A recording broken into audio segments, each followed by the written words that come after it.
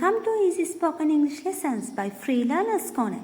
இன்று இனி, இனிமேல், இப்போதிலிருந்து போன்ற சொற்களை வைத்து எவ்வாறு ஆங்கிலத்தில் வசனங்களை இலகுவாக உருவாக்கலாம் என்று பார்ப்போம். முதலாவது பார்க்க போவது எனிமோ. எனிமோ என்றால் நெகட்டிவ் அர்த்தத்தை தரக்கூடியது. இல்லை, இனி இல்லை, இனிமேல் இல்லை, இனி போன்ற அர்த்தங்களை தரக்கூடியது எனிமோ. இப்போது அதற்கான ஸ்ட்ரக்சர் பேட்டர்னை பார்ப்போம். முதலில் ஏலுவாய் சப்ஜெக்ட், அதன் பின்னர் டோன்ட், டசன்ட், வாண்ட், காண்ட் போன்ற ஆக்சிலரிஸ் நொட்டுடன் சேர்ந்த நெகட்டிவான ஆக்சிலரிஸை பயன்படுத்திய பின்னர் வேர்ப், அதாவது வினைச்சொல், அதன் பின்னர் எனிமோ. ஐ டோன்ட் ஈட், நான் சாப்பிட மாட்டேன். ஐ ஈட் என்றால் நான் சாப்பிடுகிறேன். ஐ டோன்ட் ஈட், நான் சாப்பிட மாட்டேன். ஸ்வீட்ஸ், இனிப்புக்களை, நான் இனிப்புக்களை சாப்பிட மாட்டேன்.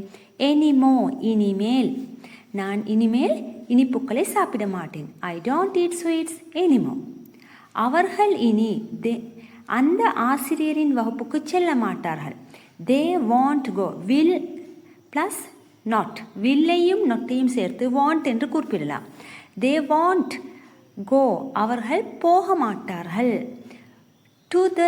டு தட் டீச்சர்ஸ் கிளாஸ், அந்த ஆசிரியரின் வகுப்பிற்கு. எனிமோ, இனிமேல். நான் இனி அங்கே வேலை செய்ய மாட்டேன். செய்ய மாட்டேன் என்பது எதிர்காலத்தை குறிப்பிடும்.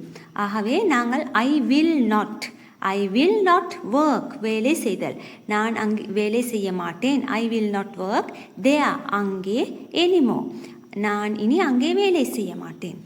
நான் இனி உன்னுடன் வாதிக்கவில்லை. ஐ டோன்ட் வாண்ட், எனக்கு தேவையில்லை.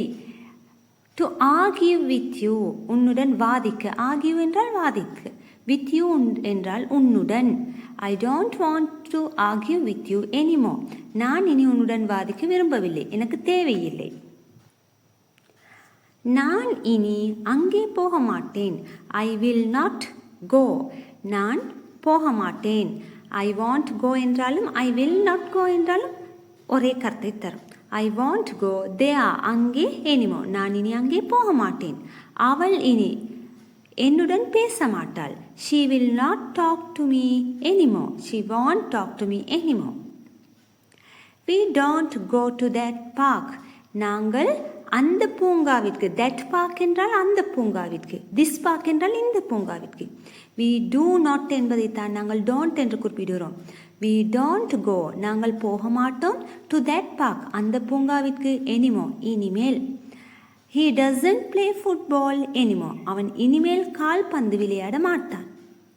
ஐ காண்ட், என்னால் முடியாது. வெயிட் ஃபார் ஹிம், அவனுக்காக காத்திருக்க. எனிமோ, இனிமேல், என்னால் அவனுக்காக காத்திருக்க இனிமேல் முடியாது. I can't wait for him any more.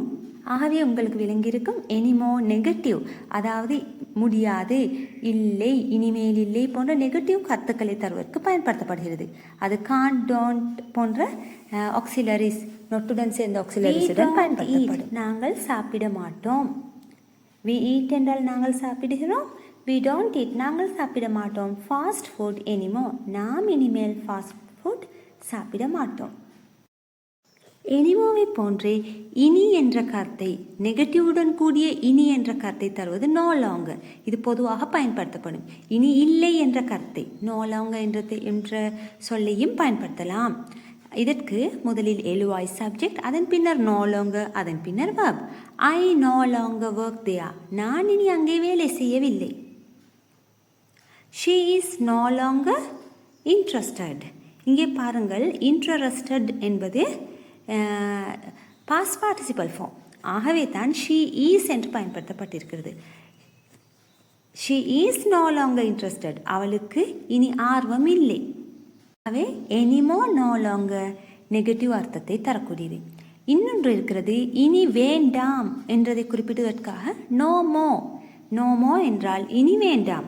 நோமோ என்பதுடன் ஒரு எழுவாயை சேர்த்து கொள்ளலாம், அல்லது எழுவாய் அதன் பின்னர் நீட்ஸ் அல்லது வாண்ட்ஸ் என்பதை குறிப்பிட்டு அதன் பின்னர் நோமோ என்று குறிப்பிட்டு அதன் பின்னர் நவுனை பயன்படுத்தலாம். நோமோ எக்ஸ்கியூசஸ், இனி காரணங்கள் வேண்டாம். No more excuses. I want no more trouble, எனக்கு இனி பிரச்சனை வேண்டாம். எனக்கு இனி பிரச்சனை வேண்டாம். ஐ வாண்ட் எனக்கு வேண்டும். நோ மோர் ட்ரபிள் இனி எந்த பிரச்சனையும் எனக்கு வேண்டாம். ஃப்ரம் நவ் ஆன் இப்போதிலிருந்து இது பாசிட்டிவ் அர்த்தத்தை தரக்கூடியது. ஃப்ரம் நவ் ஆன் அதன் பின்னர் எழுவாய் சப்ஜெக்ட் அதன் பின்னர் வில் என்றால் இப்போதிலிருந்து என்றால் அது எதிர்காலத்தை குறிப்பிடும். ஆகவே வில் அதன் பின்னர் verb வினைச்சொல்லை பயன்படுத்த வேண்டும். ஃப்ரம் நவ் ஆன் என்றால் இப்போதிலிருந்து.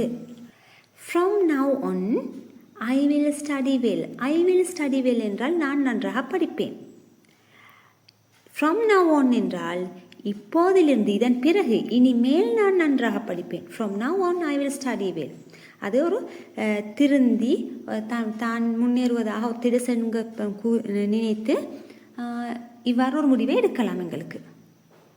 From now on she will be careful. இனிமேல் இப்போதிலிருந்து அவள் கவனமாக இருப்பாள்.